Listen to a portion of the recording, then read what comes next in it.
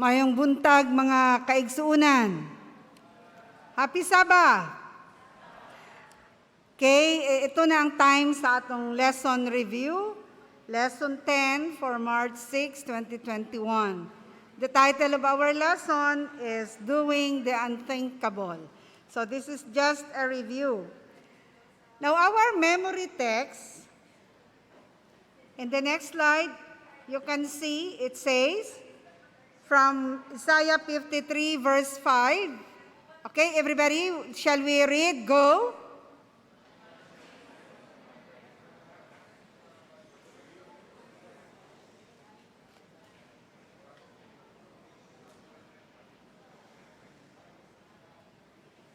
Okay, thank you. But he was wounded for our transgression. He was bruised for our iniquities. The chastisement for our peace was upon him, and by his stripes we are healed. Ang memory text nato, mga igsuon, naga-describe sa atoa sa mga pag-antos ang atong the servant. Nagapakita dira, naga-describe nga iyang pag-antos dili lang physical pain, dili lang physical abuse, and dili lang siya physical punishment, but even psychological. Paano nato intindihon, murag sa lisod sabton, ng isa ka inosente nga tao, nagpabaya lang nga siya sakiton, wala siya nag-defend sa iyang kaugalingon, wala siya nagreklamo sa iyang gihimo sa iyaha. So murag lisod, no? Kaya nga siguro ang title nato is Unthinkable. Ano ang imong reaksyon, mga kaigsuunan? Halimbawa, mahibaluan nimo nga ikaw ang dahilan nga nung gisakit ang isa ka tao, nga dapat ikaw di ay ito. What will be your reaction?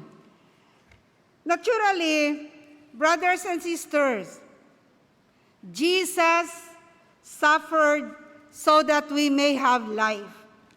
He gave His life for you, for me, to all of us. Our lesson today, madiscover nato diri ang libro ni Isaiah. Si Isaiah ginatawag nga gospel prophet. Isaiah was able to predict niya or na-prophesize niya ang tanan nga mga remarkable nga events nga natabo with accuracy. So ang lesson 10, doing the unthinkable or doing the impossible, series ini siya sa libro ni Isaiah, di ba? In other words, pag-estudyohan nato karon ang Isaiah chapters 50, 52, and 53. Pagatunan nato, or we will learn the sufferings of the servant. Kung ano ang iyang giagihan na gipredict or giprophesize ni Isaiah na nahitabo many years bago natabo.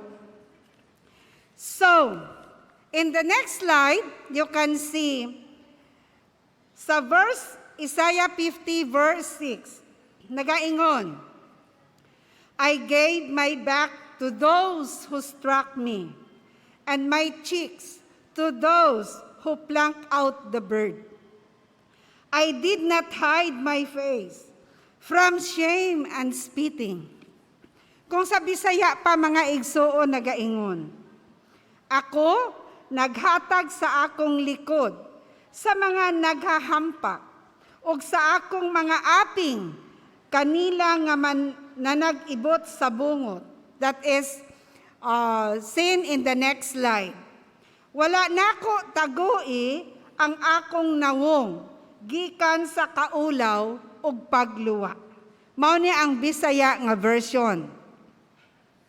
Sa atong tawhanon nga nature, mga igsuon, kung kita gihimuan ani, imagine ka, giluwaan, gihampak, giibot ang bungot o ang buhok sa nawong?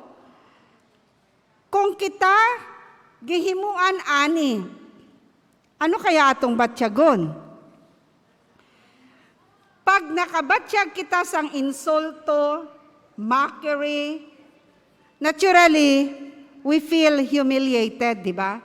We feel humiliated. And that moment, kag kana nga panahon, pwede kita masuko against sa mga tao nga naghimo ing ana sa atua.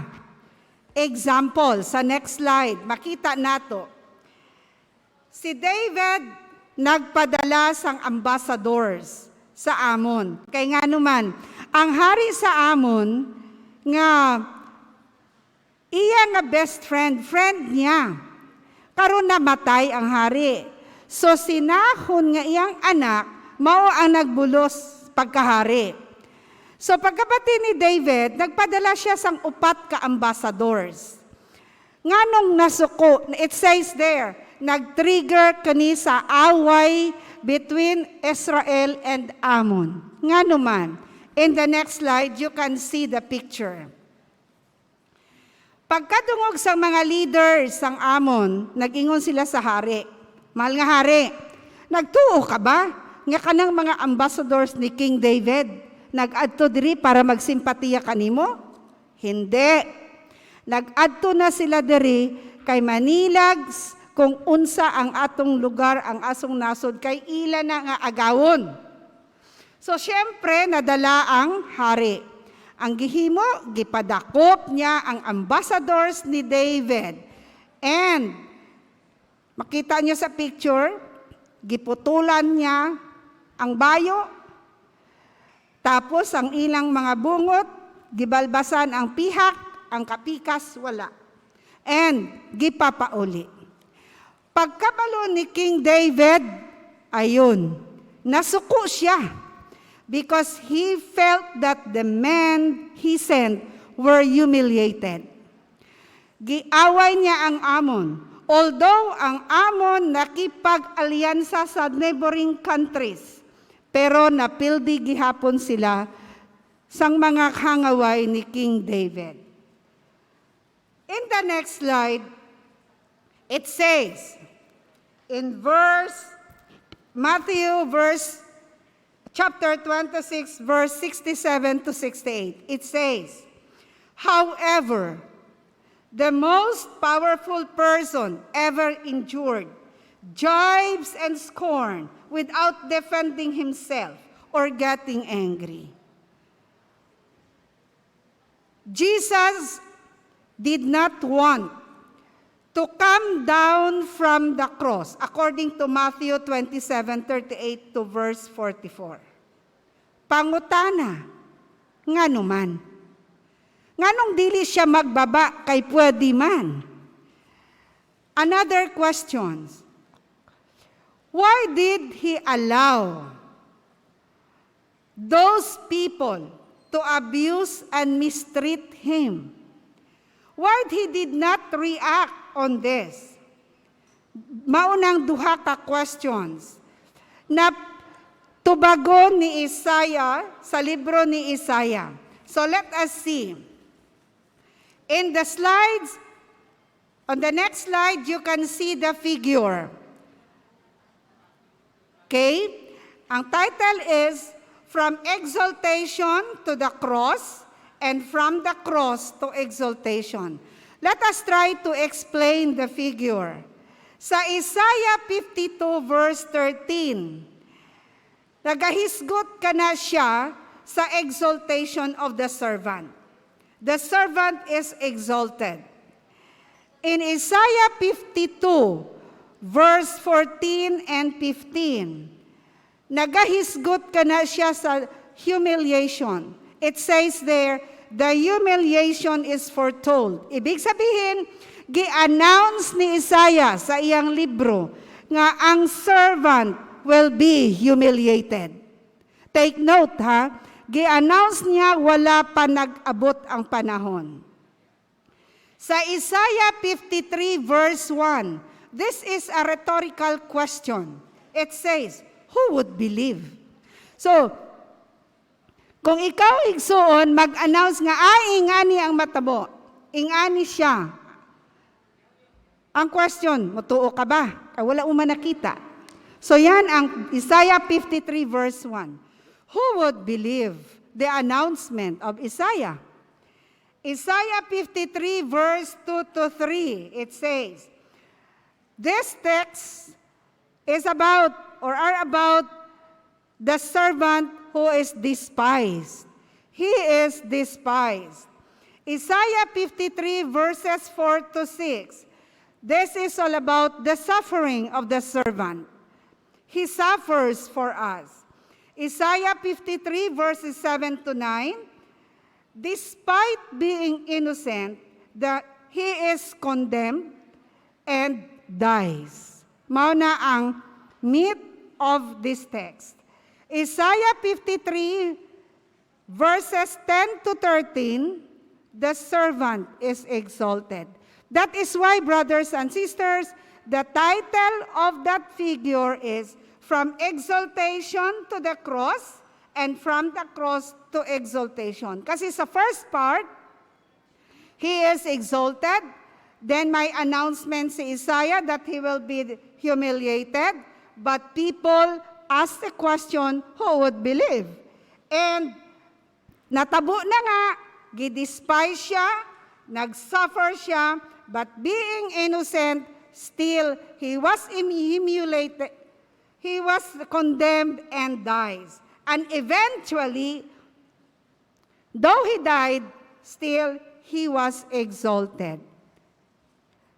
Brothers and sisters, kaninga figure actually is the fulfillment of Philippians chapter 2, verses 5 to 11, which says, sa sunod na slide, nagaingon, bato ni kani, ninyo kini nga huna-huna, nga diha usab kang Kristo Jesus, nga sa nagalungtad sa kinaiya sa Diyos, wala mag-isip sa iyang pagkasama sa Diyos, ingon nga usa ka butang nga pag-aagawon. Kundili, naghukas siya sa iyang kaugalingon, nga misulob sa dagway sa usa ka ulipon nga gihimo sama sa mga tao. Og sa hingkit-an siya sa dagway sa usa ka tawo, nagpaubos siya sa iyang kaugalingon, nga nahimo nga masignog-tanon bisan hangtod sa kamatayon. Oo, kamatayon sa krus.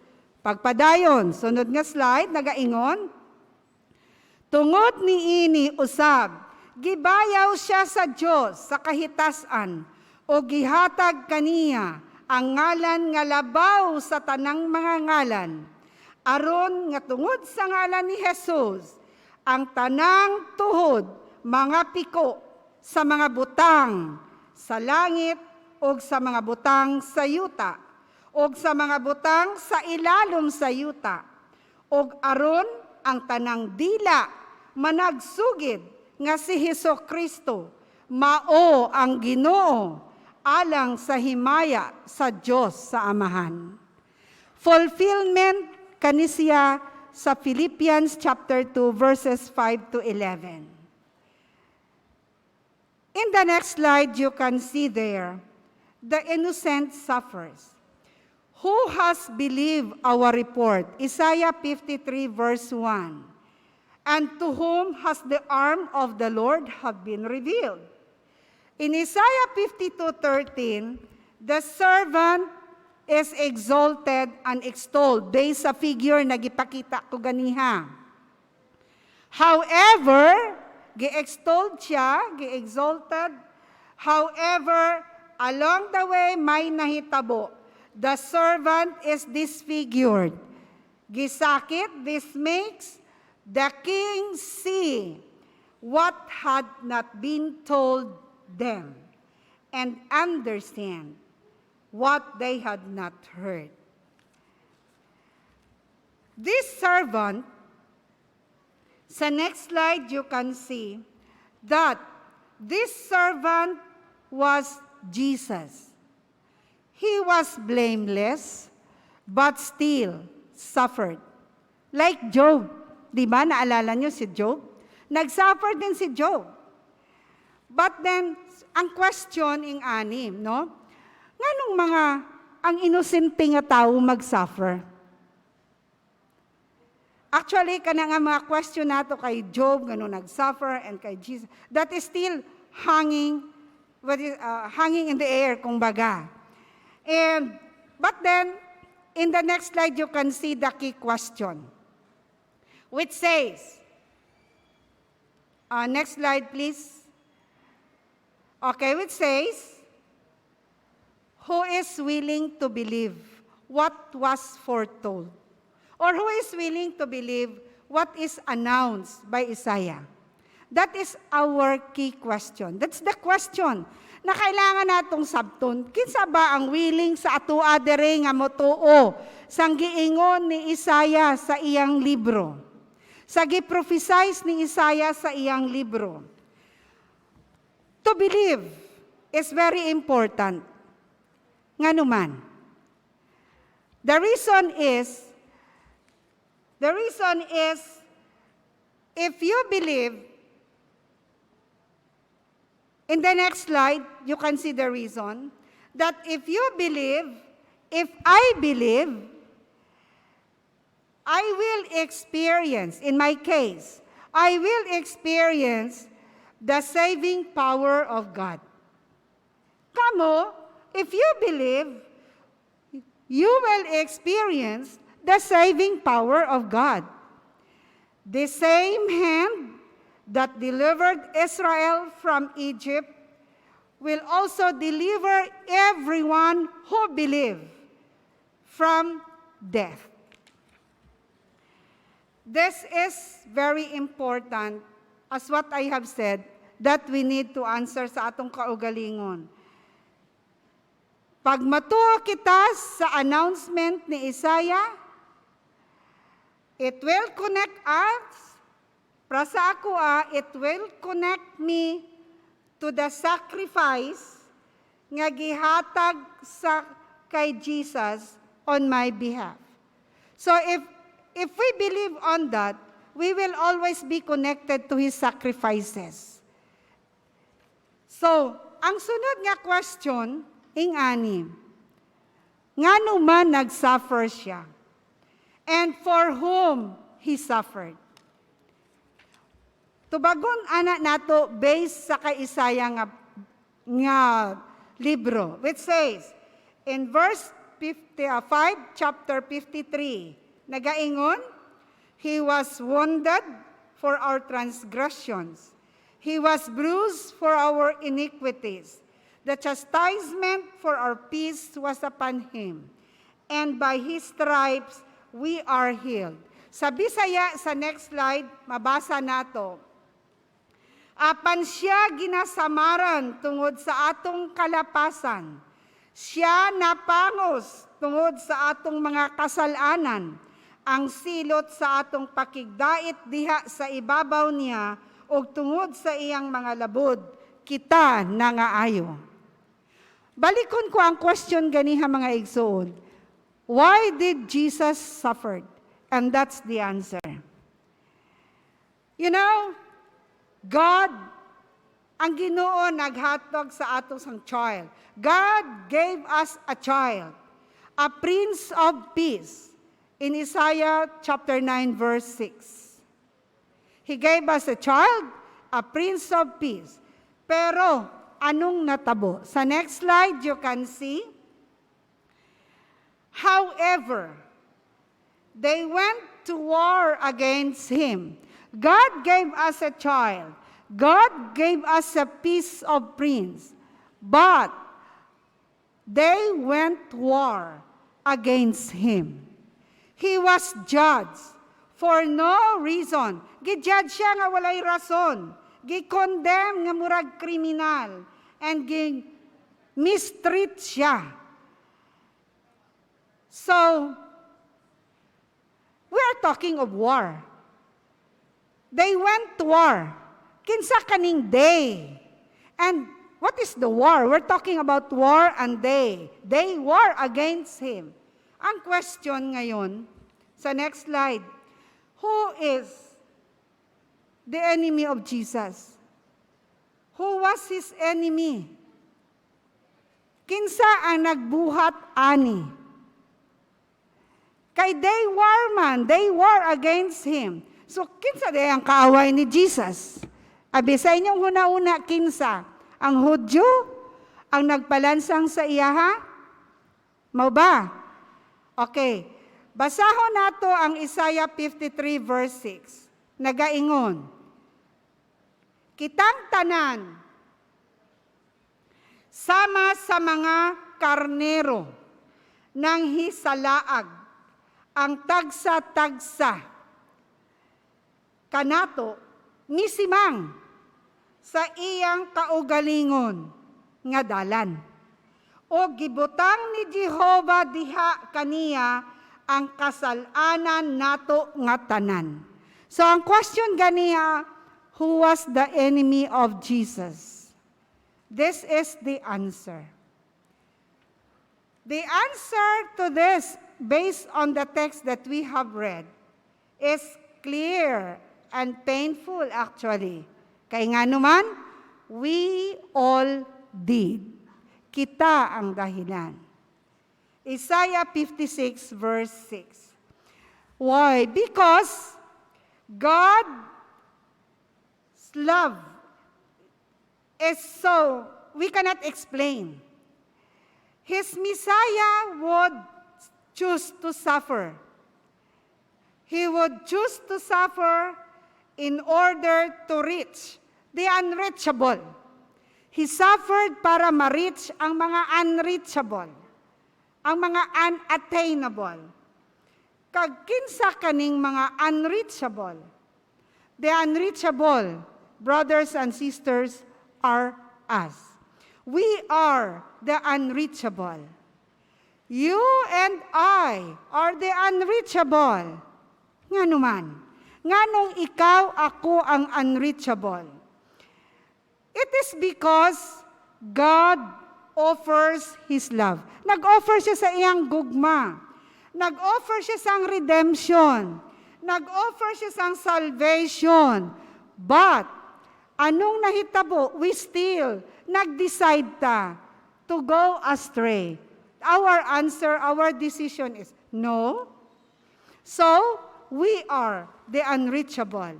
In Isaiah 53 verse 10, it says, when you make his soul an offering to sin, he shall see his seed, he shall prolong his days, and the pleasure of the Lord shall prosper in his hand.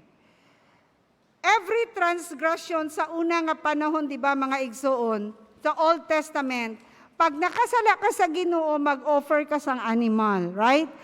Pag nakasala ka sa imo isig katao, mag-offer pud ka. Halimbawa, may gikuha ka nga iyang pagkabutang, bayaran mo to siya din mag-offer pag yun ka sang offering. So, in other words, an innocent animal had to die in the offender's place. Importante kani kasi nga naman, sang pag-abot ni Jesus na naan na siya sa New Testament, no? The first time nga nakita ni John the Baptist si Jesus, he pointed out, nagtudlo siya kay Jesus and nag-ingon, behold, the Lamb of God who taketh away the sins of the world. Nganong nag-ingon man ato si John the Baptist?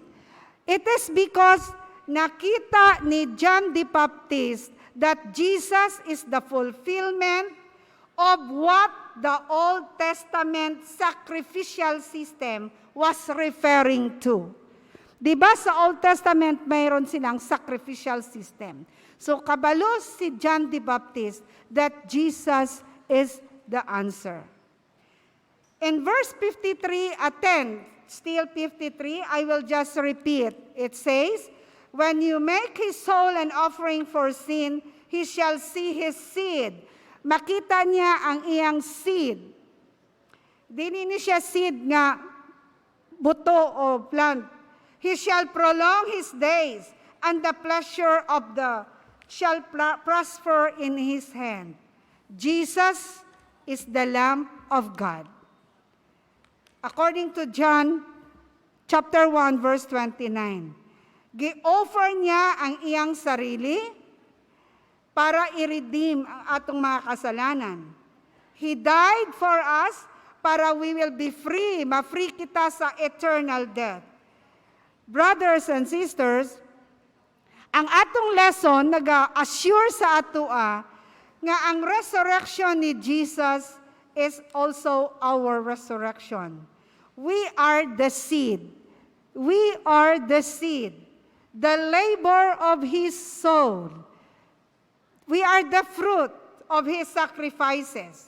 Kaya nga, dapat we need to believe the message of Isaiah. The supreme sacrifice of Jesus will be worth it kung mutuo taani message. He will be pleased or satisfied kung makita niya nga nagasulod kita sa gates of New Jerusalem. As what I have said, brothers and sisters, ang aton ng lesson nagahisgot na our resurrection is assured in the resurrection of Jesus. Kaya nga naman, namatay siya. Hindi lang siya namatay, but He came to life. And because He came to life, ikaw, ako, assured to Jesus. If we die, kabalo na ta kung asa tamo adto. That is why, according to Isaiah, we are the lineage, the fruit of affliction of His soul. Kumbaga sa biology, part kita sang pedigree ni Jesus Christ. We are the product, we are the fruit of His soul. Believe this message. Believe in Jesus. Accept the sacrifices of Jesus. Believe the report of Isaiah. Before I will end the lesson, I would like to read the statement coming from Ellen G. White from That I May Know Him, November 29. It says, Christ was not insensible to ignominy, or yung ignominy meaning yung public shame or disgrace. He felt it almost bitterly. He felt it as much more deeply and acutely than we can feel suffering. As His nature was more exalted and pure and holy than that of the sinful race for whom He suffered. He was the majesty of heaven. He was equal with the Father. He was the commander of the host of angels. Yet, He died with ignominy and reproach. Oh, that the haughty hearts of men might realize this. Oh, that they might enter the meaning of redemption and seek to learn the meekness and lowliness of Jesus.